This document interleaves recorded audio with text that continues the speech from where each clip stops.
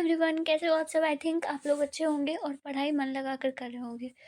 तो आज के इस वीडियो में मैं आप लोगों को उसने कहा था चैप्टर है जिसका कंप्लीट ऑब्जेक्टिव क्वेश्चंस करवा रही हूँ, ठीक है। एंड इस ऑब्जेक्टिव क्वेश्चंस को देखने के बाद आपको इस चैप्टर से कोई डाउट नहीं रहेगा, ठीक है।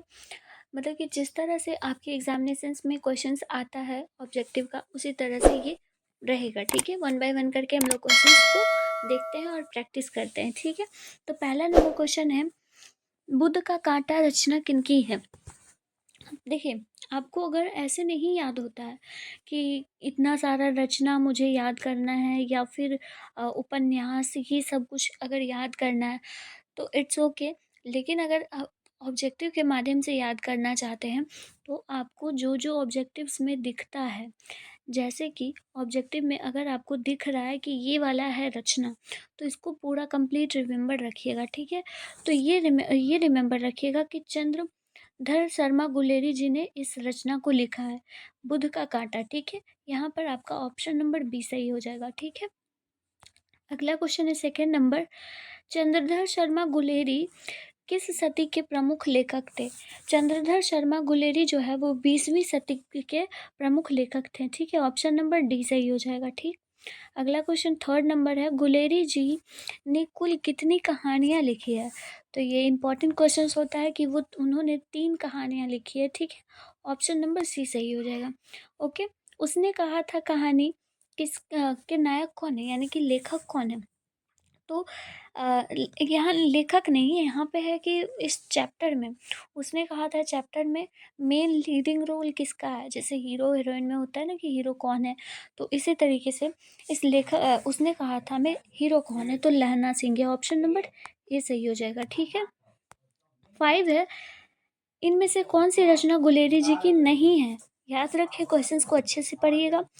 हारे हारे का हरि नाम जो है वो चंद्रधर शर्मा गुलेरी जी ने नहीं लिखा है। बाकी ये तीनों आप उनके द्वारा लिखा हुआ देख सकते हैं, ठीक। 6 नंबर क्वेश्चन है, उसने कहा था कहानी किस प्रकार की कहानी है। क्या ये युद्ध की कहानी है, दिव्य प्रेम की कहानी है, प्रेम पर बलिदान होने की कहानी है, या फिर इनमें से कोई सा भी नहीं है। तो इनमें से सटीक आंसर जो है वो प्रेम पर बलिदान होने की कहानी है, ठीक है। ऑप्शन नंबर यहाँ पर आपका सी सही हो जाएगा, ठीक है। अगला क्वेश्चन है 7 नंबर क्वेश्चन है, उसने कहा था कहानी में किस शहर पर का चित्रण दिया गया है। तो उसने कहा था कहानी जो है वो शुरुआती में ही लिखा गया है कि अमृतसर की ही कहानी है, ठीक है। ऑप्शन नंबर ए सही हो जाएगा, ओके। 8 नंबर क्वेश्चन है, लहना सिंह का गांव का नाम क्या था। इनके गांव का नाम क्या था लहना सिंह का, तो मांझे मांझे उनके गांव का नाम था, ठीक है, लहना सिंह का। ऑप्शन बी सही हो जाएगा। 9 है, लहना सिंह किस पद पर था, मतलब कि लहना सिंह की पोस्टिंग किस चीज़ पर थी। तो लहना सिंह जो था वो एक जमादार था, ठीक है। ऑप्शन नंबर सी सही हो जाएगा, जमादार था। ये सब इंपॉर्टेंट क्वेश्चन है, इजी क्वेश्चन है। लहना सिंह की मृत्यु किसकी गोद में हुई थी। लहना सिंह की मृत्यु जो है वो बजीरा सिंह के गोद में हुई थी। ऑप्शन नंबर बी सही हो जाएगा, उनको बचाने के चक्कर में हुई थी। पलटन का विदूषक कौन था। पलटन का विदूषक जो था वो बजीरा सिंह था, ठीक है। पलटन का विदूषक बजीरा सिंह। 12 नंबर क्वेश्चन है, सूबेदार हजारा सिंह के लड़के का नाम क्या था। सूबेदार हजारा सिंह के लड़के का नाम बोधा सिंह था, ठीक है। ऑप्शन नंबर ए सही हो जाएगा, ओके। अगला क्वेश्चन 30 नंबर क्वेश्चन है, भारतीय सिपाही का किसके साथ संघर्ष हुआ था। भारतीय सिपाही जो है वो किसके साथ लड़ रहे थे, तो वो जर्मनी के साथ लड़ाई कर रहे थे, युद्ध कर रहे थे। ऑप्शन नंबर डी सही होगा। 14 है, जर्मन लेफ्टन को किसने मार गिराया था। जर्मन लेफ्टन को लहना सिंह ने मार गिराया था, लहना सिंह ने। ऑप्शन नंबर सी सही होगा, ठीक है। 15 है, सिख राइफल के जमादार लहना सिंह का नंबर कितना था। ये बहुत ही इंपॉर्टेंट क्वेश्चन है, आपको यहाँ पर नंबर याद रखना है, ठीक है। 77 77 जो है नंबर लहना सिंह का था, ठीक है। लहना सिंह का नंबर 77 था, ठीक है। ऑप्शन नंबर यहाँ पर आपका ए सही हो जाता है, ठीक है। 16 नंबर क्वेश्चन है, सरकार ने सूबेदार को जमीन कहाँ दी थी। सरकार ने सूबेदार को जमीन दी थी लायलपुर में, ठीक है। ऑप्शन नंबर डी सही होगा, ओके। 17 है, गुलेरी जी का जन्म कब हुआ, कहाँ हुआ था। तो गुलेरी जी का जन्म जो है राजस्थान के जयपुर में हुई थी। ऑप्शन नंबर बी सही हो जाएगी, ठीक है। सुखमय जीवन किसकी रचना है? सुखमय जीवन चंद्रधर शर्मा गुलेरी जी की रचना है। बहुत ही इंपॉर्टेंट है, ये सब कुछ याद रखना है आपको, क्योंकि अगर आप रचना नहीं याद रखते हैं तो एटलीस्ट जो जो आपके एग्जामिनेशंस में आए हैं उसको याद रखिए, ठीक है। कौन कौन सा रचना इंपॉर्टेंट है। उसने कहा था कहानी कब प्रकाशित की गई थी? तो 1900 में ये कहानी प्रकाशित की गई थी। ऑप्शन नंबर डी सही हो जाएगा। 20 है, कछुआ धर्म किसकी कृति है? कछुआ धर्म जो है वो चंद्रधर शर्मा गुलेरी जी की ही कृति है। ऑप्शन नंबर डी होगा। 21 है, पुरानी हिंदी किसकी रचना है? ये भी चंद्रधर शर्मा गुलेरी जी का है। ये सारा ही इम्पोर्टेंट है, डी ऑप्शन होगा सही। 21 है, कौन सा निबंध गुलेरी जी का इनमें से नहीं है? ठीक है, तो गुलेरी जी का इनमें से मजदूरी और प्रेम उनके द्वारा नहीं लिखा गया। ऑप्शन नंबर कौन सा हो जाएगा सही? बी हो जाएगा, ठीक है। अगला क्वेश्चन क्या है? 23 है, कुरमाई का अर्थ क्या होता है?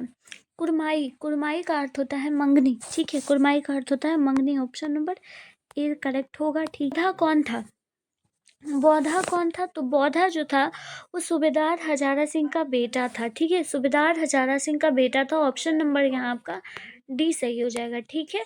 अगला क्वेश्चन है 25 है, चंद्रधर शर्मा गुलेरी जी की कहानी कौन सी है? तो उसने कहा था कहानी जो है वो चंद्रधर शर्मा गुलेरी जी के द्वारा लिखा गया। ऑप्शन नंबर सी सही हो रहा है। राइटर नेम बहुत इंपॉर्टेंट है, ठीक है। कौन सी कहानी चंद्रधर शर्मा गुलेरी की लिखी हुई नहीं है इनमें से? तो उनकी लिखी हुई कफन जो है वो उनके द्वारा लिखा गया नहीं है। बाकी ये सब आप देख लोगे कि सुखमय जीवन, बुद्ध का कांटा। आप लोग एक पेज निकालो और पेज बनाकर, जिसे राइटर्स हैं, ठीक है, चंद्रधर शर्मा गुलेरी जी हैं, तो उसके नीचे आप लिख लो कि ये रचना जो है इनके द्वारा लिखी गई है और ये इम्पॉर्टेंट रचना है, ठीक है। तो सुखमय जीवन हो गया, या फिर जो जो जिस तरह से है उस तरह से आप लोग लिख सकते हो और रिमेम्बर रखो इस चीज़ को, ठीक है। 27 है, गुलेरी जी किस गांव के मूल निवासी थे? तो गुलेरी जी जो थे वो गुलेर के मुख्य निवासी थे। गुलेर के मुख्य निवासी, ऑप्शन नंबर बी सही होगा, ठीक है। जितना ज़्यादा प्रैक्टिस होगा उतना ज़्यादा याद होगा। उसने कहा था कहानी के कहानीकार कौन है? चंद्रधर शर्मा गुलेरी, ऑप्शन सी सही हो जाएगा, ठीक है। 29 है, चंद्रधर शर्मा गुलेरी किस युग के कहानीकारक हैं? तो ये जो है वो द्विवेदी युग के कहानीकारक हैं। द्विवेदी, ऑप्शन नंबर ए सही हो जाएगा, ठीक है। नाउ 30 नंबर क्वेश्चन है, उसने कहा था कहानी कितने भागों में विकसित है, विभाजित है? तो उसने कहा था कहानी जो है वो 5 भागों में आप लोगों के सामने प्रस्तुत की गई है, ठीक है। ऑप्शन नंबर डी सही हो जाएगा, 5 भागों में, ठीक है। नेक्स्ट है 31 है, चंद्रधर शर्मा गुलेरी जी का जन्म कब हुआ? तो इनका जन्म 1883 को हुआ। देख सकते हो 1883 को अगर आप सिर्फ याद रखते हो तो काम नहीं चलने वाला है, इसलिए 1883 के 7 जुलाई आपको याद रखना है, ठीक है। ऑप्शन नंबर सी सही हो जाएगा। 32 नंबर क्वेश्चन है, लहना सिंह किस कहानी का पात्र है? तो लहना सिंह उसने कहा था कहानी का पात्र है, ठीक है। ऑप्शन नंबर डी सही हो जाएगा, ओके। अगला क्वेश्चन है 33, उसने कहा था किस कहानी किस प्रकार की कहानी है? तो आपके लिए ये बहुत ही इम्पोर्टेंट है क्वेश्चन। तो कर्म प्रधान कहानी है ये। क्या है? कर्म प्रधान कहानी है। ऑप्शन नंबर बी सही हो जाएगा, ठीक है। 34 है, पुरानी हिंदी रचना किनकी है? तो चंद्रधर शर्मा गुलेरी जी की पुरानी हिंदी रचना। ऑप्शन नंबर सी सही हो जाएगा, ठीक है। कीरत सिंह कौन था इसमें? कीरत सिंह जो है कौन था? तो कीरत सिंह लहना सिंह का भतीजा था। कौन था? लहना सिंह का भतीजा। ऑप्शन नंबर यहाँ पर आपका बी सही हो जाएगा। 36 है, बचपन में लहना सिंह लड़की से बार बार कौन सा प्रश्न करा करता था?